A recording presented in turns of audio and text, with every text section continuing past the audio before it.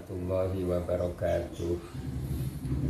Ihda'il Fatiha ila hadrati bahri syafa'ah Sayyidina Muhammadin sallallahu alaihi wasallam wa alihi wa azwajihi wa dzurriyyatihi wa ikhwanihi minal anbiya wal mursalin wa ashabihi ajma'in wa tabi'ina lahum bi ihsan ila yaumiddin wal a'immatil mujtahidin wa muqallidihim fiddin wa du'ati ila din wal mufassirin wal muhaddithin wal musannifin awliya illa min masyariqil ardi ila magharibiha awliya ittis'ah al-ma'rufina fi wali songo masyayikhi bimahad al-falak loso ulama innahdiyin zu'ama innahdiyin ulama inna fi bilad pasuruan ammah abaina ummahatina ajdadina wa jaddatina usulina wa furu'ina wa hawashina wa ahli silsilatina annallaha yatawashana wa iyahum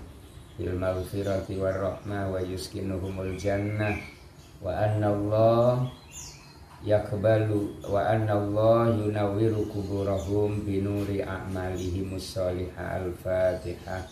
A'udzu billahi minasyaitonir rajim. Bismillahirrahmanirrahim. Alhamdulillahi rabbil alamin. Arrahmanir rahim. Maliki yaumiddin. Iyyaka na'budu wa iyyaka nasta'in. Ihdinas siratal mustaqim. Siratal ladzina an'amta 'alaihim ghairil maghdubi 'alaihim waladdallin. Amin. Para pengurus muslimat cabang, para pengurus fatayat cabang NU Kabupaten Pasuruan,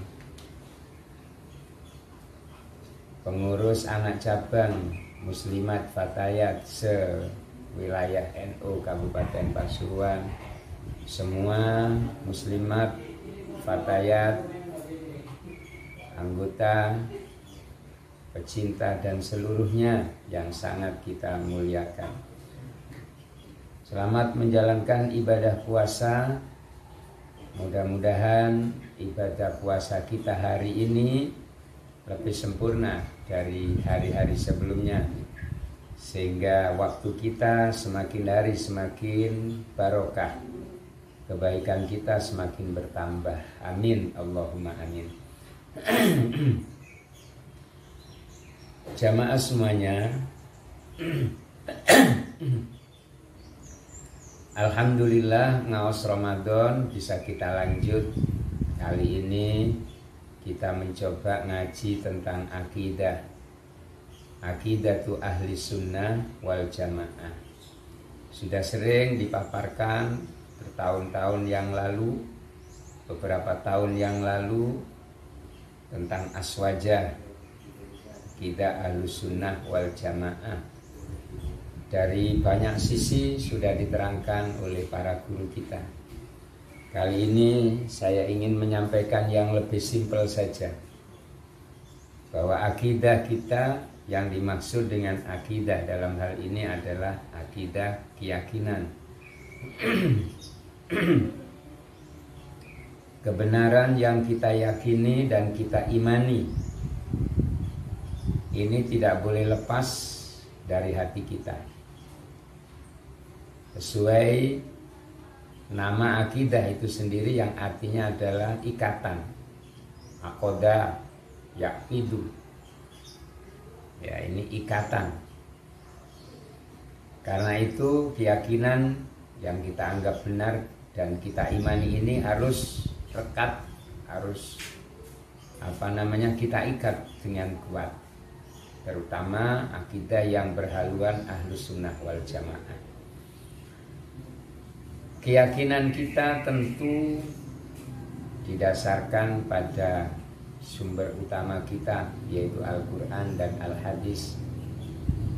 Kemudian karena akidah ini adilahnya lebih banyak akliyah, tentu kita juga menerima hujah-hujah akliyah, hujah-hujah yang bersumber dari akal yang sehat. Nah, para jamaah sekalian, akidah kita yang pertama, keyakinan kita yang pertama adalah kita yakin, kita iman bahwa la ma'buda illallah, tidak ada yang disembah secara hak kecuali Allah. Dalam arti Allah adalah ilahun ma'bud, Allah adalah Tuhan yang disembah.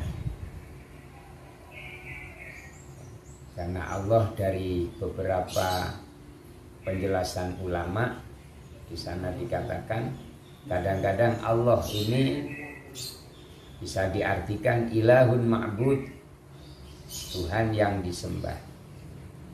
Kadang-kadang bisa diartikan Rabbun, sing mengerangi.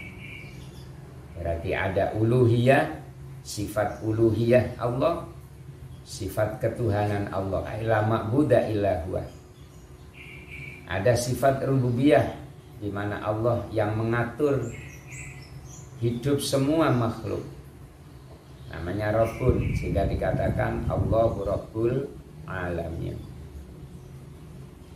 Kalau ada orang hanya meyakini Allah adalah Rabbun yang mengatur alam raya, tetapi tidak meyakini bahwa Allah itu adalah ma'bud atau makhluk sebagai ilah, berarti keyakinannya hanya kepada rububiyatillah, bahwa Allah yang mengatur, tidak diikuti dengan keyakinan uluhiyatillah, bahwa Allah adalah Tuhan yang disembah, maka itu belum cukup. Banyak orang yakin, percaya bahwa Allah adalah Rabbul Alamin. Yang kafir pun percaya bahwa yang mengatur alam raya ini Allah. Tetapi kepercayaan mereka hanya sebagai Allah sebagai Rabbun yang mengatur, bukan yang lain. Maka tidak cukup, belum bisa dikatakan mukmin. Orang-orang kafir Quraisy dulu yakin, percaya bahwa Allah yang mengatur, sehingga sebelum Nabi itu datang sudah banyak orang-orang Quraisy itu yang memberi nama Abdullah, disandarkan kepada kata Allah, ya, Asadullah. Nah, ini tidak lain karena mereka memang percaya bahwa Allah adalah Rabbun yang mengatur alam raya. Keimanannya hanya sebatas Allahu Rabbul Alamin, tapi tidak sampai kepada Allah ilahul alam atau ilahun ma'bud. Tidak sampai kepada bahwa Allah adalah Tuhan yang harus disembah. Karena itulah kalau kita sebagai orang mukmin mengimani bahwa la ma'buda illallah, tidak ada yang disembah kecuali Allah. Berarti Allah sebagai uluhiyah. Kita juga meyakini bahwa Allah Rabbul Alamin yang mengatur alam raya. Nah, dengan demikian maka kita menjadi seorang mukmin yang benar-benar iman kepada Allah sebagai Tuhan yang harus disembah, iman kepada Allah bahwa Allah Rabbul Alamin yang harus diterima apa yang dilakukan atau yang diatur oleh Allah untuk kita. Hadirat muslimat fatayat. Nah, keimanan kita kepada Allah bahwa kita iman Allahu mawjudun, Allah itu wujud. Allahu mawjudun, Allah itu wujud. Wujud yang bagaimana? Sebab barang wujud tidak hanya Allah. Allah mawjud, Allah adalah zat yang wujud. Wujud bisifatil kamaliyat, dengan sifat-sifat kesempurnaan. Bisifatil kamaliyat, dengan sifat-sifat yang sangat sempurna. Berarti wujudnya Allah tidak seperti wujud kita. Wujudnya Allah disertai dengan sifat kesempurnaan. Allah adalah baqin. Wujud Allah, adalah qadim, dahulu, berarti la awwalalah. tidak ada kawitannya. Kalau wujud kita liwujudina awalun, berarti berbeda. Kalau Allah wujudnya tidak ada awal, makanya Allah bersifatkan qidam, yang berarti la awwalalahu, tidak ada awalnya bagi wujud Allah. Yang kedua, baqo, berarti Allah wujud bakin, abadi, tidak akan pernah mati, tidak akan pernah sirna, tidak akan pernah habis, tidak akan pernah lenyap, tidak akan pernah binasa. Wujudnya Allah adalah bakin, sehingga Allah bersifatan dengan baqo. Jadi berbeda dengan kita. Kalau kita wujudnya di samping ada awalnya juga ada akhirnya. Ada memang, ya, kadang-kadang makhluk Allah itu ada awalnya tapi tidak ada akhirnya, surga, neraka. Nah ini, tetapi kan ada awalnya. Sangat berbeda dengan Allah. Tidak sempurna surga ini. Makhluk diciptakan. Jadi kalau ada orang ibadah untuk mencari surga, itu sama dengan ibadah untuk makhluk. Karena surga adalah makhluk Allah. Kalau ada orang ibadah takut karena neraka, ya berarti takut kepada makhluk. Maka yang baik adalah ibadah semata-mata karena Allah. Itulah yang dimaksud ibadah yang ikhlas lillahi ta'ala. Kita lanjut. Wujud Allah adalah wujud yang berbeda dengan wujudnya makhluk. Sehingga Allah bersifatkan mukhalafah lil hawadis, berbeda dengan hawadis. Sangat berbeda dalam segala aspek. Berbeda, azatnya berbeda, sifatnya berbeda. Mukhalafah lil hadis, laisa kamitslihi syai'un. Tak ada sesuatu yang menyerupai Allah, baik dalam zatnya maupun dalam sifatnya. Ini harus kita yakini. Mukhalafa lil hawadis. Nah, kalau misalnya ada, artinya apa artinya? Artinya kalau wujud manusia ini kan ada seperti kita, ada kepala, ada tangan, ada kaki, ada yang lainnya, telinga. Kalau Allah mukhalafah, tidak sama seperti kita, berarti Allah tidak seperti itu. Gitu aja. Laisa kamitslihi syai'un, tak ada sesuatu yang menyerupai Allah. Kalau kita ada hidup kita, wujud kita ada kepala, Allah tidak. Karena laisa kamitslihi. Itu secara umum seperti itu. Nah, jika ada ayat-ayat yang menerangkan bahwa Allah itu punya tangan, yadullahi fawqa aydihim, tangan Allah di atas tangan mereka. Kemudian innahum bi ayunina, mereka ada dalam pengawasan kita, kata Allah. Misalnya, ya, seolah-olah Allah memiliki mata, dan memang ditegaskan seperti itu dalam ayat. Nasullah fanasiyahum, mereka melalaikan Allah, maka Allah pun melalaikan mereka. Kaya-kaya Allah juga punya sifat lali seperti kita.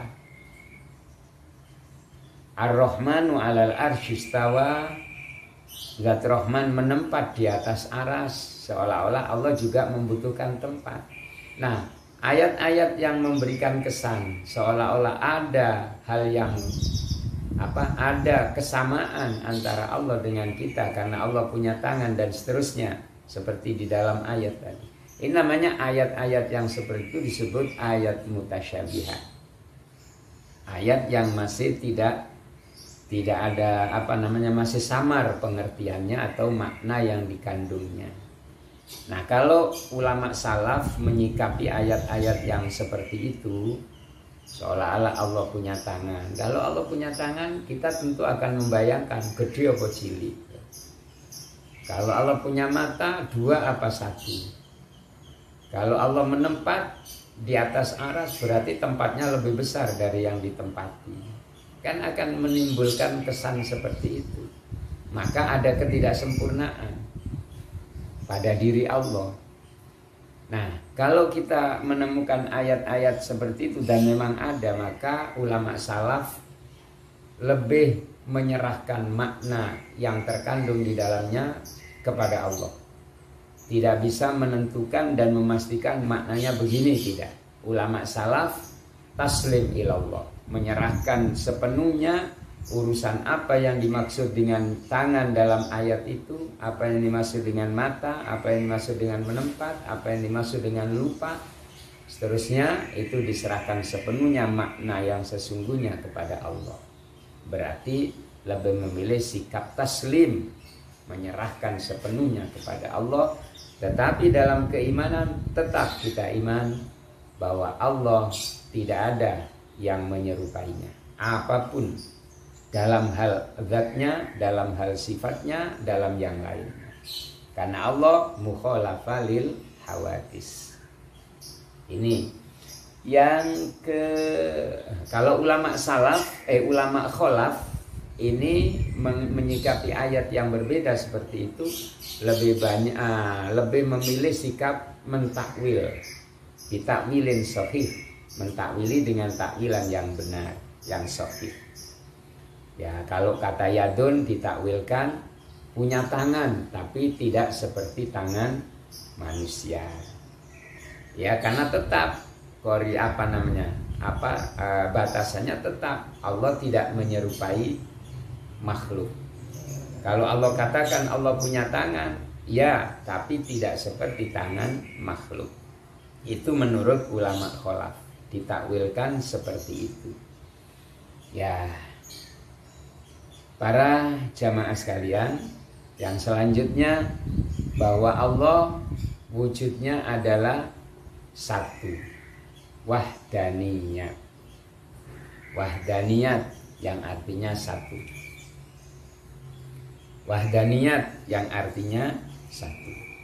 Satu dalam zat, satu dalam sifat, satu dalam pekerjaan. Demikian Asy'ariyah mengartikan Allah satu dalam zat, satu dalam sifat, satu dalam pekerjaan. Maksudnya apa? Apa sifat Allah hanya satu? Oh, enggak. Maksudnya sifat Allah banyak tapi jenisnya satu. Dalam arti kalau kudrat ya kudrat satu, kalau irodat ya irodat satu, kalau sama ya sama satu, begitu seterusnya. Nah, kekuasaan Allah atau kudrat Allah satu, dalam arti untuk hal apa saja kudrat Allah hanya satu. Kekuasaan Allah, kemampuan Allah ya satu kudrat itu, untuk membuat langit, bumi, membuat manusia, menciptakan manusia bikudratin wahidah. Kalau kita kan tidak. Kalau kemampuan kita, kalau mau membenahi kalau mau menciptakan alat teknologi, ya kita harus punya ilmu tentang teknologi. Kadang-kadang kita lemah di bidang ilmu yang lain. Jadi ilmunya dewe-dewe. Kalau kita ya, kalau mau menciptakan alat elektronika, macam-macamnya elektronika, kita perlu ilmu yang yang khusus untuk itu.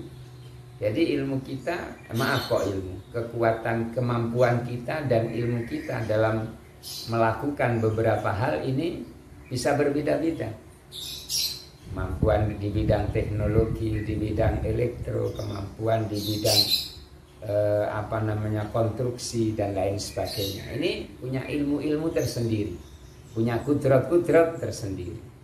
Kalau Allah tidak, hanya cukup berkata idza aradallahu syai'an an yaqula lahu kun fayakun. Cukup berkata kun, maka fayakunu, wujudlah barang itu. Jadi satu. Karena kalau kudratnya banyak nanti akan ada perbandingan. Oh, kudrat ini lebih lemah, kudrat ini lebih mumpuni. Nah, akan terjadi begitu. Kalau barang itu lebih dari satu, mesti akan ada perbandingan. Yang seterusnya bahwa wujud Allah itu wahda'at, qiyam binafsi. Tadi kita sempurnakan dulu. Zat Allah satu. Dalam arti apa satu itu? Zatnya Allah satu, tidak terdiri dari beberapa organ tubuh. Itu artinya wahdaniyat. Berarti Allah itu enggak ono istilah terdiri dari beberapa organ, seperti kita ada kaki dan seterusnya, ada tangan. Zatnya Allah tidak seperti itu, satu. Bagaimana? Tidak usah ditanyakan. Wal kaifiyatu apa? Ma'lum. Apa majhul. Wasu'alu anha bid'atun. Bagaimana bentuknya kita tidak tahu. Ya, bagaimana bentuknya kita memang tidak tahu. Menanyakan hal itu adalah bid'ah. Yang penting yang jadi keimanan kita bahwa Allah punya sifat wahdaniyat dalam segalanya. Sifatnya wahdaniyat, kudratnya wahdaniyat, zatnya pun juga satu. Ya, zatnya Allah, wujud daripada Allah itu zatnya satu, tidak terdiri dari beberapa organ. Sifat kudratnya, irodanya semuanya satu. Tidak ada yang lemah, yang kecil, yang besar, tidak ada. Lanjut, itu arti wahdaniyat. Kemudian Allah maujud, Allah wujud. Wujud Allah itu apa? Binafsi. Qiyam binafsi. Artinya wujud Allah itu wujud tanpa diwujudkan oleh orang lain. Karena Allah qadim, qidam, Allah yang terdahulu tanpa awal. Kalau nanti ada yang wujudkan, berarti kan ada hari wujudnya. Ada tanggal wujudnya. Maka Allah wujud tanpa awalan, berarti secara tidak langsung tidak ada al-mujid, sehingga qiyam binafsi. Qiyam binafsi. Begitu. Qiyamuhu binafsi, berdiri sendiri. Para jamaah sekalian, nah, dan banyak-banyak sifat yang lain yang kita sudah hafal. Jumlahnya ada 20. Yang wajib, yang mustahil ada 20, jaiznya ada 1. Dan seterusnya, sehingga dikenal dengan aqaid 50 itu. Dengan sifatnya para rasul. Yang paling penting dalam hal ini, kalau kita sudah mengimani bahwa Allah wujud dengan segala kesempurnaannya, dengan segala sifat-sifat kesempurnaannya, maka kalau itu menjadi keimanan kita, akan menciptakan dan menumbuhkan satu buah. Nah, kita iman nang Allah dengan segala sifat kesempurnaannya, maka akan berbuah dalam hati kita. Apa itu buahnya? Ya banyak. Di antaranya, nek wis kita ini yakin bahwa Allah itu wujudnya, bahwa Allah itu hidup, hidupnya abadi, wujudnya abadi, kemampuannya juga sempurna. Kalau kita sudah yakin seperti itu, maka akan menimbulkan ketenangan dalam hati kita. Tidak ada kegelisahan dalam menghadapi apapun. Dalam kehidupan kita akan menemukan jiwa yang tenang. Mau apa kita?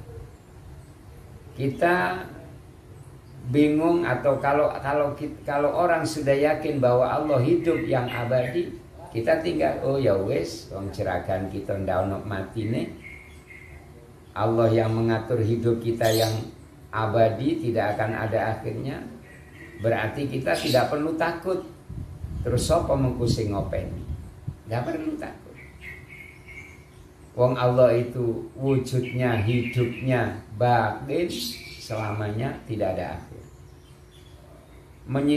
Memikirkan anak cucu kita, tidak perlu takut. Kenapa? Wong sing menciptakan abadi terus. Kalau kita takut memikirkan anak, karena kita menyadari bahwa kita akan ada akhirnya. Kenapa kita takut memikirkan anak kita ke depan? Karena kita merasa nek awak dhewe akan ono akhir. Tetapi kita lupa bahwa yang mengatur hidup manusia yaitu Allah, tidak ada akhirnya. Loh, jadi keimanan kita Allahu bakin. Kenapa terus kita takut? Nah, ini akan keimanan kita terhadap Allah akan menciptakan hal-hal yang seperti itu. Menumbuhkan rasa damai, menumbuhkan rasa tenang. Kalau kita pernah satu ketika melakukan salah, melakukan dosa, Allah kan afuun. Kita yakin Allah itu yang memberi maaf. Yuhibbul afwa. Mencintai dan menyukai atau selalu memberi, senang memberi maaf, itu Allah. Kalau kita sudah yakin bahwa Allah itu afuun, yang memberi maaf, dan Allah sangat menyukai untuk memberi maaf kepada yang bersalah. Bagi kita yang pernah melakukan kesalahan, tak perlu takut. Wong Allah itu afuun, akan menciptakan harapan bahwa walaupun kita banyak salah, karena Allah itu afuun, tinggal kita yastaghfiru, memohon ampun, nastaghfirullah, memohon ampun kepada Allah. Dan kita yakin Allah akan memberi maaf, karena Allah afuun yuhibbul afwa. Lalu kita yakin seperti itu, Allah pemaaf dan cinta terhadap memberikan kemaafan. Tinggal kita, kalau merasa kita pernah bersalah, tinggal memohon maaf. Kalau kita takut tidak punya pekerjaan ke depan, duh apa iki penggawean ke depan tambah susah, ya apa rencana kita ke depan. Kalau kita sudah yakin bahwa Allah punya iradah, iradahnya Allah lebih dulu daripada iradah kita, rencananya Allah lebih dulu dari rencana kita. Sebelum kita wujud, Allah sudah punya rencana tentang kita. Setelah kita wujud, Allah pun sudah memiliki rencana baik untuk kita. Jadi sebelum kita memikirkan diri sendiri kita, Allah sudah memikirkan kita. Kenapa takut? Wong iradah dan rencana Allah itu tak pernah ada akhirnya, karena Allah baqo. Tak pernah ada awalnya, berarti sudah dulu kita direncanakan oleh Allah. Intinya keimanan yang kita yakini tentang Allah, yang kita imani tentang keagungan dan kemuliaan Allah, menjadikan kita ini menjadi mukmin yang damai, mukmin yang tenang, yang pernah bersalah punya harapan untuk diberi maaf, yang bingung rizki kita yakin Allah Ar-Razzaq pemberi rizki, yang kita sehat sakit kita yakin Allah Asy-Syafi yang memberikan kesembuhan. Nah, kalau kita pernah apalagi dalam kegelisahan, Allah yang akan memberikan ketenangan. Allahur Raqib yang selalu mengawasi gerak langkah kita. Allah innallaha ma'ana, Allah akan selalu bersama kita. Inilah keyakinan yang seperti itu harus ditanamkan dalam hati kita, sehingga dalam menyikapi kehidupan dalam apapun kita akan menemukan kedamaian, ketenangan, dan tidak gelisah, tidak stres, tidak ada rasa takut, tidak ada rasa gelisah. Nah, inilah buah daripada keimanan, kalau iman kita benar-benar iman yang sempurna. Saya pikir akidah kita atau pengajian kita tentang akidah hanya bisa kita terangkan sampai sebatas ini, belum bisa dilanjut. Barangkali ada kesempatan lain kita lanjutkan. Hadanallah wa wafaqana lima yuhibbu wa yardha. Assalamualaikum warahmatullahi wabarakatuh.